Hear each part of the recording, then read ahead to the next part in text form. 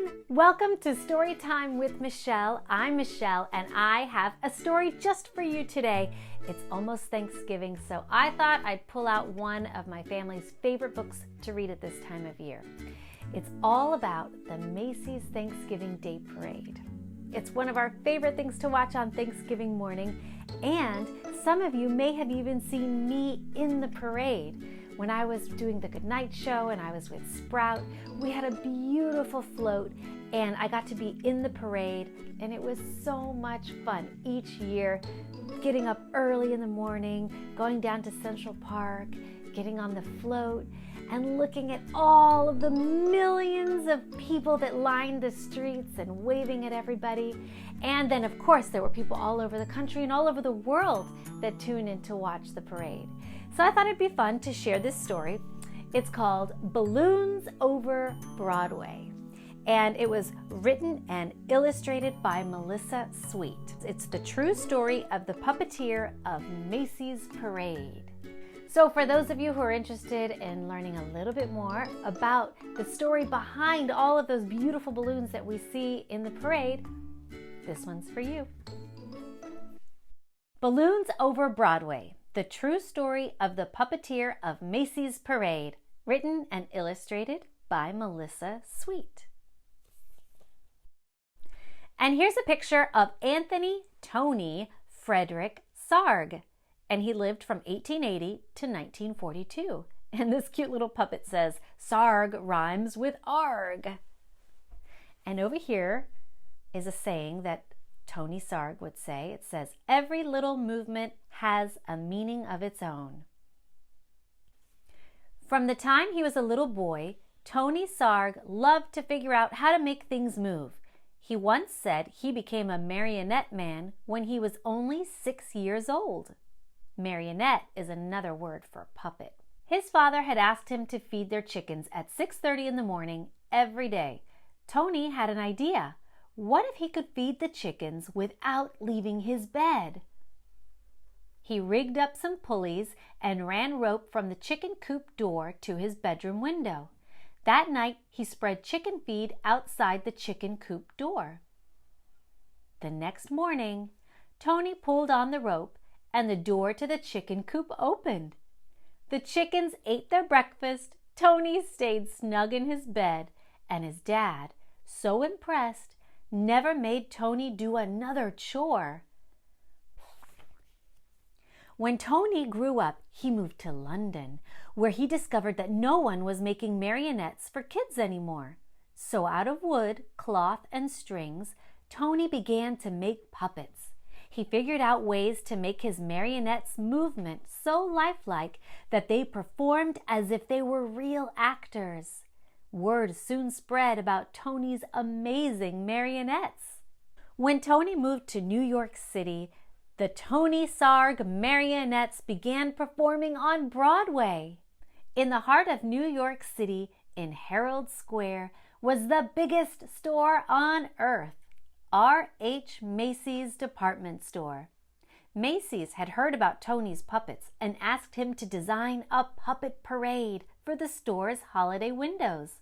So Tony made new puppets based on storybook characters, then attached them to gears and pulleys to make them move. And look at all of these designs. Oh, that's Humpty Dumpty. That must be the puppet that he made for Macy's window. And there's Macy's fabulous window. It says Macy's Wondertown. And there's Humpty Dumpty and all of the characters that he made. In Macy's Wondertown windows, Tony's mechanical marionettes danced across the stage as if by magic.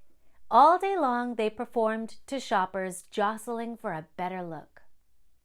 But Macy's had an even bigger job in store for Tony.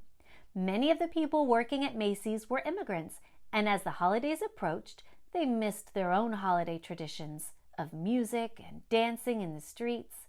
Macy's agreed to put on a parade for their employees, and they hired Tony to help. Tony, too, was an immigrant, so he loved the idea of creating a parade based on street carnivals from all over the world. He made costumes and built horse-drawn floats, and Macy's even arranged to bring in bears elephants and camels from the Central Park Zoo. The animals joined hundreds of Macy's employees on Thanksgiving Day 1924, winding their way from Harlem to Herald Square. It was a dazzling parade. In fact, Macy's first parade was such a success that they decided to have one every year on Thanksgiving Day to celebrate America's own holiday. Each year the parade grew, but when Macy's brought in lions and tigers, in addition to bears, elephants, and camels, the animals roared and growled and frightened the children. "Tony, can you think of something spectacular?" "Okay." Macy's asked Tony to replace the animals. Tony hoped to replace the animals with some kind of puppets, but his marionettes were less than 3 feet tall. He would have to make much larger puppets in order for them to be seen in the parade.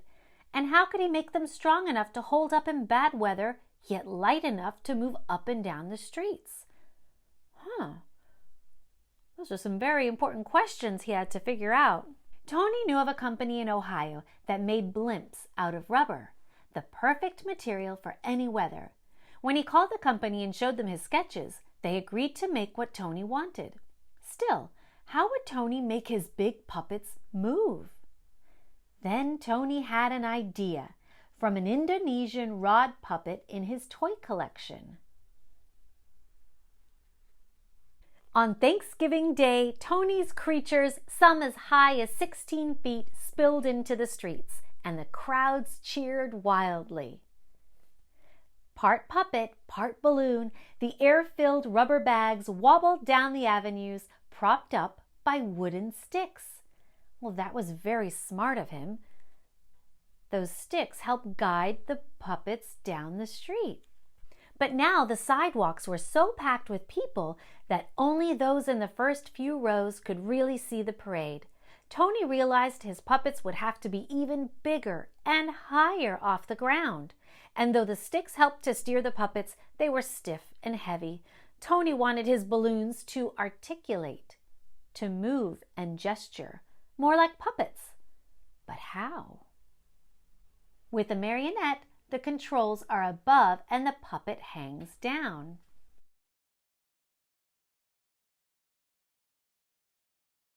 But what if the controls were below and the puppet could rise up? During the next year, Tony set his new idea into motion. This time he asked the company in Ohio to make balloons out of rubberized silk, as strong as rubber but lighter than rubber alone. Most important, Tony ordered the balloons to be filled not just with air, but with helium too. Since helium is lighter than air, it would make the balloons rise. Once the puppets were completed, they were deflated and shipped back to Tony in New York. And it says here, New York City, 439 miles. Tony did not know if everything would go as planned. And here's some questions he had. What if the balloons are filled with too much helium? What if one hits a sharp object? Will they fit under the L, the elevated train track? It was still dark on Thanksgiving morning when Tony filled the balloons with helium, tethering them down with sandbags. By 1 p.m., the sidewalks were packed with people ready for the parade. Then, one by one, Tony cut the lines to the sandbags. Let's have a parade! Ooh! And the magnificent upside-down marionettes rose up to the skies. How cool is that? Nodding and waving to the crowds below, they sailed past Central Park. They sallied down Broadway. They shimmied and swayed through the canyons of New York City. High above the crowds, they flounced in the afternoon wind, pulling the rope handlers this way and that. Yet with every heave-ho, the balloons gestured and articulated like wild puppets, and the crowd screamed for more. After the balloons were eased under the L, they ended in front of Macy's at Tony's Wondertown windows. It was a parade New Yorkers would never forget. And from that day on, every Thanksgiving morning, crowds have lined the sidewalks of New York City to see what new balloons would rise to the skies for Macy's famous parade. Tony Sarg, the puppeteer who loved to figure out how to make things move, had set the stage with a little rigging for a puppet to be anything anyone could imagine it to be. The end. Wow, wasn't that a great story? The true story of how the Macy's Thanksgiving Day Parade came about. Tony Sarg had so many wonderful ideas, and what I loved about the book is that you get to walk through what it was like for him to figure out these problems and to solve the problems and make a fabulous parade that kids all over the world and adults love to watch. Let me know what you thought about the story down in the comment section below, and please subscribe to the channel so that you can find out the next time I have a new video just for you. Until next time, happy Thanksgiving and happy reading!